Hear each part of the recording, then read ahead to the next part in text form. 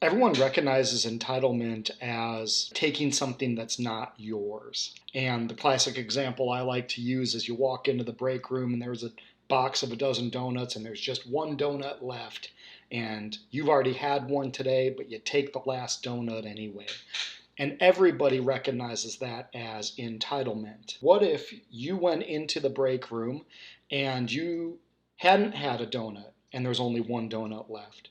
What if that box of donuts was for you, for your birthday? What if everyone else already had a donut but you and there's only one donut left? What if you bought the box of donuts? When you add those factors, people will say, well, Derek, that's not entitlement.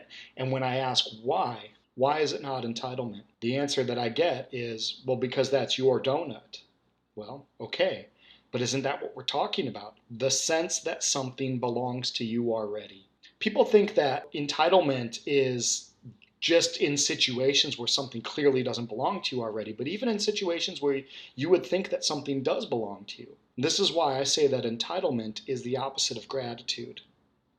Because I cannot truly be grateful for something to which I feel entitled.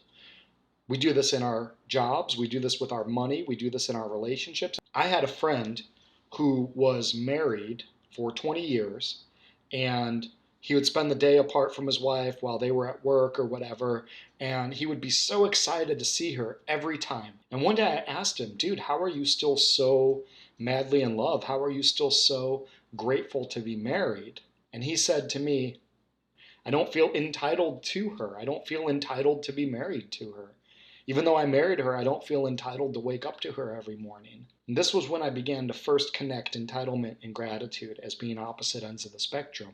He was grateful because he didn't feel like that marriage was his. We often do this, like I go to work and I work 2 weeks and I get a paycheck and I feel entitled to that paycheck because I worked the 2 weeks. Now, true, you can't get a paycheck without those 2 weeks of work, barring like unemployment or any of that funny stuff. But there's no law of the universe that says just because you worked for 2 weeks, the company you work for can't go bankrupt the day before payday. In a similar way, you till the soil and you plant seeds and you water the ground and you cultivate the crops as they grow. Well, great, you did a lot of hard work, but you're not entitled to a harvest. There's no law of the universe that says there isn't a frost, a fire, or a flood that comes through the night before harvest. So even though waking up harvest morning and reaping a harvest is not possible without the work you've done, the work you've done doesn't guarantee it.